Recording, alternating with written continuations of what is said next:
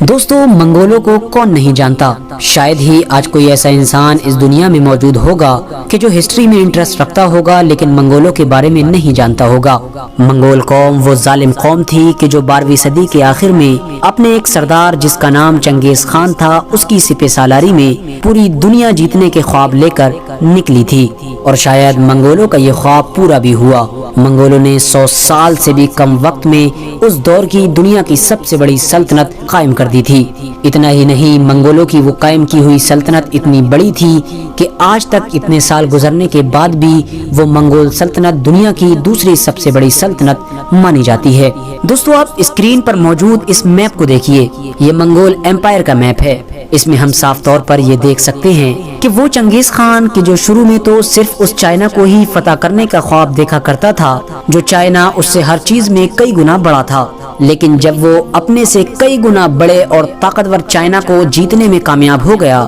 تو اس کے حوصلے اتنے زیادہ بلند ہو گئے کہ وہ چائنا سے سیدھا یورپ کی طرف نکل پڑا اور راستہ میں آنے والے ہر شہر کو فتح کرتا چلا گیا، ہر شہر میں تباہی مچاتا چلا گیا۔ اور پھر کچھ وقت کے بعد آخرکار وہ دن بھی آ گیا کہ جب چنگیز خان اور اس کی اولادوں کی محنت کی وجہ سے اس کی یہ سلطنت چائنا سے لے کر یورپ تک پھیل گئی، یعنی آسان لفظوں میں کہیں تو آدھی دنیا پر ان کا راج ہو گیا تھا، اور یہ سب کچھ ممکن ہو پایا تھا ان کی جنگلی اور ظالم قسم کی فوج کی وجہ سے۔ اس کی فوج اتنی ظالم تھی کہ وہ جس علاقے کو بھی جیت لیا کرتی تھی اس علاقے میں بھرپور تباہی مچا دیا کرتی تھی، شہر کو آگ لگا دی جاتی تھی، شہر میں رہنے والے کسی بھی انسان کو نہیں بخشا جاتا تھا، یہاں تک کہ بچے، بوڑھے، عورتوں پر بھی یہ لوگ رحم نہیں کیا کرتے تھے۔ بلکہ حیرانی کی بات تو یہ تھی کہ یہ جیتے گئے علاقے کے جانوروں تک کو نہیں بخشتے تھے اور اس علاقے کے سارے کھیتوں، ساری ہریالیوں میں آگ لگا دیا کرتے تھے۔ یعنی یہ لوگ کسی بھی شہر کو اس مقصد سے نہیں جیتا کرتے تھے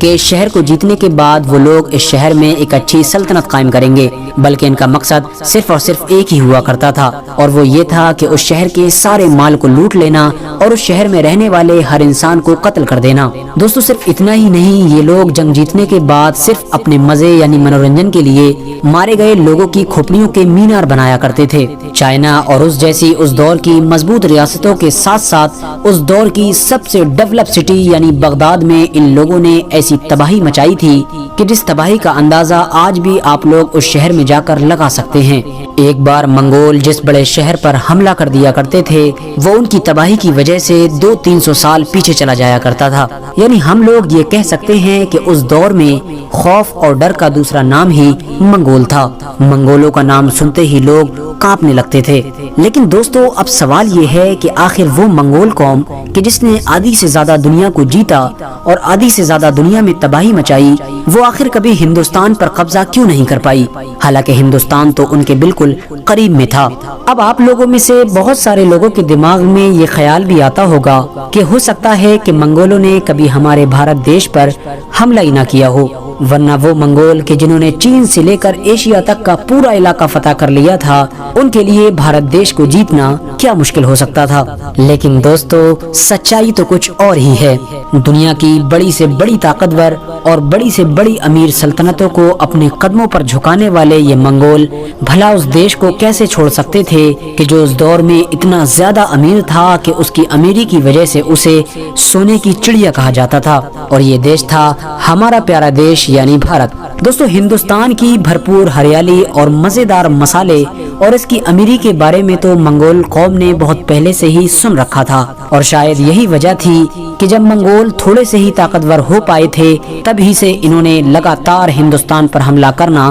شروع کر دیا تھا۔ لیکن شاید یہ ہم ہندوستانیوں کی خوش قسمتی ہی تھی کہ پوری دنیا کو اپنے قدموں میں جھکا دینے والے یہ منگول کبھی ہمارے بھارت دیش پر قبضہ نہیں کر پائے، بلکہ جب ان لوگوں نے ہندوستان پر حملہ کیا تب انہیں بہت خطرناک ہار کا سامنا کرنا پڑا، اور ہمارا بھارت دیش ہمیشہ ان جانور اور ظالم قسم کے لوگوں سے محفوظ رہا۔ لیکن دوستو اب سوال یہ ہے کہ آخر منگول کبھی ہمارے بھارت دیش کو جیت کیوں نہیں پائے؟ آخر وہ کون انسان تھا کہ جو پوری دنیا میں تباہی مچانے والی منگول فوج اور ہمارے دیش بھارت کے بیچ میں ایک دیوار بن کر کھڑا ہو گیا تھا، اور منگول لاکھ کوششوں کے باوجود بھی کبھی اس انسان کو اپنے راستے سے نہیں ہٹا پائے تھے؟ تو دوستو میں بات کر رہا ہوں 1296 عیسوی میں دہلی سلطنت کے تخت پر بیٹھنے والے سلطان کی، جنہیں آج دنیا سلطان علاء الدین خلجی کے نام سے جانتی ہے۔ دوستو ویسے تو منگولوں نے علاء الدین خلجی کے دور سے پہلے ہی ہمارے ہندوستان پر حملے کرنا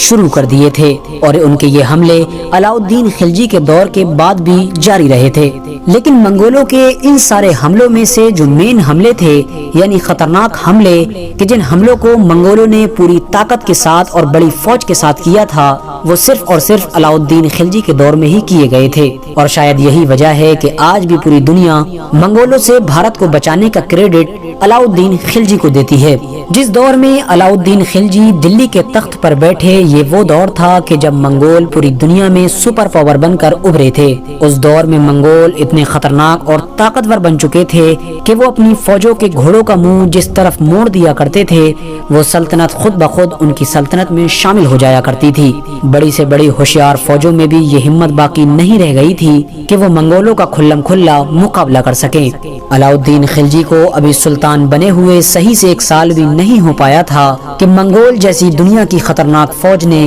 ان کی سلطنت کے بارڈر پر بھی دستک دے دی، اور یہ وقت تھا سن 1297 کے لاسٹ کا اور 1298 کے شروع کا۔ منگولوں سے نپٹنے کے لیے سب سے پہلے تو علاء الدین خلجی نے دہلی میں رہنے والے ہر عام اور خاص انسان کو اپنے مضبوط قلعوں میں محفوظ کیا، اور اس کے بعد منگولوں کی ایک بڑی فوج کے مقابلے میں اولو خان اور ظفر خان کی سپہ سالاری میں اپنی ایک فوج بھیجی۔ 6 فروری 1298 یہ وہ دن تھا کہ جب منگول اور علاء الدین خلجی کی فوج میں بڑی زبردست جنگ ہوئی تھی، اور آخرکار اس جنگ میں خلجی فوج کو جیت نصیب ہوئی تھی، اور منگول جیسی طاقتور اور گھمنڈی فوج خلجیوں کے سامنے پیٹھ دکھا کر بھاگنے پر مجبور ہو گئی تھی۔ دوستو اس جنگ میں 20,000 سے زیادہ منگول فوجی مارے گئے تھے، اور ہزاروں کی تعداد میں ہی منگولوں کو قید کر کے دہلی لایا گیا تھا، اور منگولوں پر علاء الدین خلجی کی اس جیت کی وجہ سے ہندوستان کے لوگوں کا علاء الدین خلجی پر اور زیادہ بھروسہ بڑھ گیا تھا۔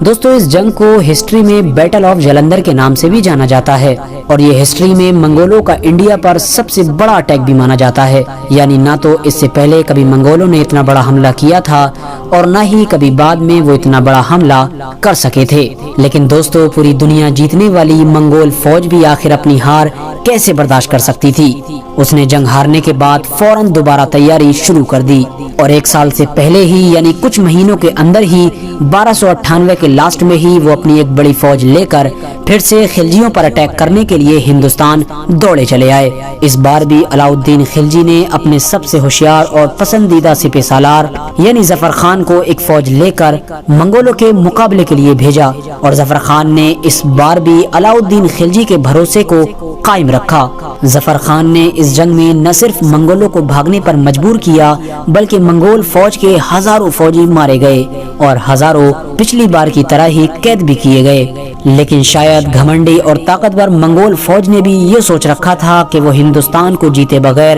چین سے نہیں بیٹھے گی، اور شاید یہی وجہ تھی کہ وہ دوسری جنگ ہارنے کے بعد بھی صرف کچھ ہی مہینے کے اندر یعنی 1 سال سے بھی پہلے تیسرا اٹیک کرنے کے لیے ہندوستان میں گھستے چلے آئے۔ لیکن اس بار علاء الدین خلجی کے لیے حالات شاید اتنے اچھے نہیں تھے، کیونکہ علاء الدین خلجی کی فوج اس کی سلطنت میں الگ الگ حصوں میں بٹی ہوئی تھی، اور شاید یہی وجہ تھی کہ علاء الدین خلجی نے اپنے کمانڈر یعنی سپہ سالار ظفر خان کو یہ حکم جاری کیا تھا کہ جب تک میرا حکم تمہیں نہ ملے جب تک تم منگولوں پر اٹیک نہ کرنا، کیونکہ علاء الدین خلجی سمجھ چکے تھے کہ اس وقت منگولوں سے لڑنے کی بجائے انہیں صرف روکے رکھنا ہی بہتر ہوگا۔ لیکن ظفر خان نے علاء الدین خلجی کی بات کو نظر انداز کرتے ہوئے منگول فوج پر حملہ کر دیا۔ ظفر خان کا یہ حملہ اتنا زبردست تھا کہ کچھ گھنٹوں کے اندر ہی